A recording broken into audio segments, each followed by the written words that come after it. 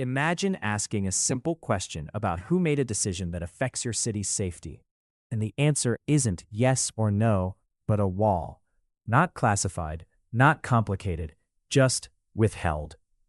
That's when you learn something important, because when the government can't explain how troops end up in your streets, or why sensitive files get flagged behind closed doors, the issue isn't policy anymore, it's accountability. In this hearing, that tension surfaced fast. Senator Dick Durbin tried to pin down Attorney General Pam Bondi on basic oversight questions. Who authorized what? Who knew what and when? And instead of clarity, the room filled with deflection. And one exchange in particular said more than the rest combined. Officers aren't being paid. They're out there working to protect you. I wish you loved Chicago as much as you hate President Trump. And currently, the National Guard are on the way to Chicago. If you're not going to protect your citizens, President Trump will. I've been on this committee for more than 20 years. That's the kind of testimony you expect from this administration. A simple question as to whether or not they had a legal rationale for deploying National Guard troops becomes grounds for a personal attack. I think it's a legitimate question. It's my responsibility. She refuses to answer as to whether she had any conversation with the White House about deploying national troops to my state. That's an indication, I'm afraid, where we are politically in this place. Let me ask you another question. I want to, if you will, hold on a second. Make sure I got the right page of facts here. You testified under oath when you last before this committee that before your appointment to Attorney General, you had served as a representative of some sort for the royal family of Qatar. There was an issue that came before you in May when President Trump accepted a $400 million luxury jet from the royal family of Qatar for temporary use as Air Force One before it's permanently gifted to the Trump Presidential Library Foundation. The Constitution unequivocally bestows on Congress the power to control whether any officer of the United States, including the President, may accept a gift, quote, from any king, prince, or foreign state, end of quote. And this gift clearly violates the statutory regime enacted by Congress. You've refused to answer a letter I sent to you 5 months ago asking the legal rationale you relied on to advise President Trump to accept this unprecedented gift from your former legal client. Can you make a promise today that you will disclose that? Disclose what, Ranking Member? I assume there was a letter or some sort of statement from your office to the White House to advise them that you felt it was permissible? First, to address my role with Qatar, as I addressed with you during my confirmation hearing, I disclosed it in my SJQ. In private practice, I worked for Qatar for anti-human trafficking for the World Cup. That was my only involvement, and I made that very clear, and I'm very proud of everything I've done with anti-human trafficking. Obviously, in preparing any advice for the President on a jet or anything else, we consult with the Office of Legal Counsel. The confidentiality applies to their input as well.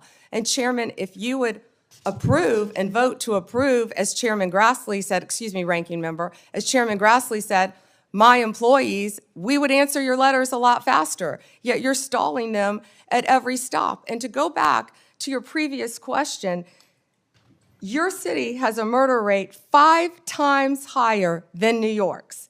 571 homicides last year. If you were serious about protecting your people, you would be asking this administration for help. You're saying that we're coming into your state and your city. We're there to help make America safe and Illinois safe, whether or not you want to. I believe cutting federal grant programs to law enforcement in my state and across the nation does not make us any safer, and you've done just that. You've supplanted that decision by sending in National Guard troops to California and other places. That is a situation where the governors have not asked for that help. If you truly wanted to do this on a bipartisan basis, you wouldn't defy a governor, you would work with them. I'm prepared to do that. I'm prepared to work with this administration. But cutting these grants to law enforcement does not make us any stronger as a nation or give us the tools we need to reduce crime in Chicago. Now, I'd just like to ask you, when it came to this Qatar situation, did you consult with the ethics office in the Department of Justice before making your decision on this gift of a jet? Chairman, I didn't gift a jet to anyone.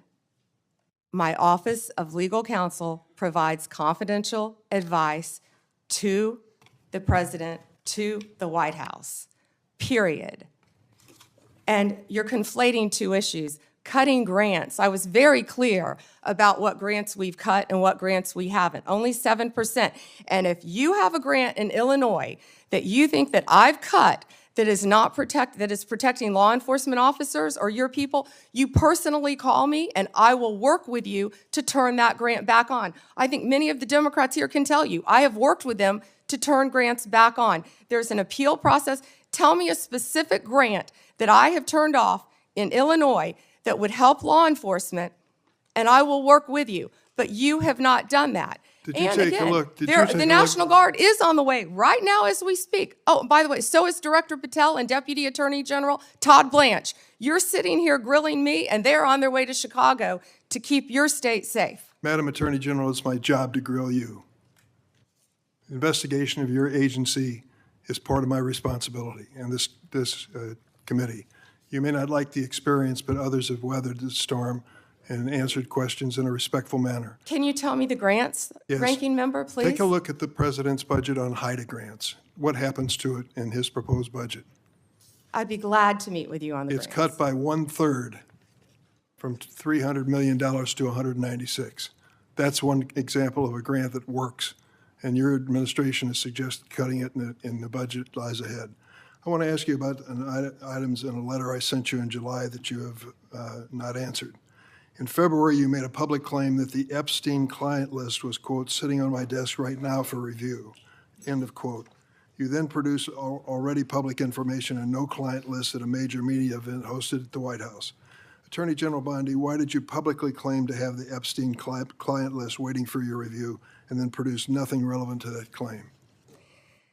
Senator Durbin, if you listen to my entire clip on that, I said I had not reviewed it yet, that it was sitting on my desk along with the JFK files, the Martin Luther King files, and I said I had not yet reviewed it.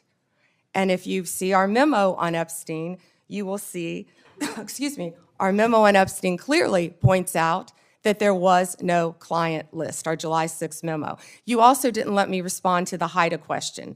The budget transfers $196 million for high-intensity drug trafficking areas to the Office of Justice Programs, OJP. The Justice Department will continue to administer those grants under OJP in 2026. Going back to the Epstein files, according to another whistleblower who made a protected disclosure to my office, you pushed the FBI to review approximately 100,000 Epstein-related records on an arbitrarily short deadline in March, and the FBI was directed to flag any documents that mentioned President Trump. Nothing came of that review until July when DOJ and FBI released an unsigned memo stating, quote, there's no incriminating client list. Why was the July 7th memo unsigned? The July 7th memo came from the FBI and the Department of Justice. Director Patel answered those questions very clear. And, you know, Senator Durbin, I find it very interesting that you refused repeated Republican requests to release the Epstein flight logs in 2023 and 2024. You fought that. Did you take money from Reid Hoffman, campaign donations, who was a huge Epstein friend? Why did you fight for years? Why did you fight to not disclose the flight logs, Senator Durbin? I can tell you I did not refuse. One of the senators here wished to produce those logs, and I asked her to put it in writing, and she never did. Yeah, I think Senator Blackburn would quarrel with you on that. Well, I will quarrel with you as to Reid, somebody that you mentioned I never heard of. Reid Hoffman. So who gave the order to flag records related to President Trump? To flag records for President Trump? To flag any records which included his name. I'm not going to discuss anything about that with you, Senator. Eventually, you're going to have to answer for your conduct in this. And you won't do it today, but eventually you will. I yield, Mr. Chairman. Hearings aren't supposed to be dramatic. They're supposed to be boring and transparent. Clear questions, clear answers.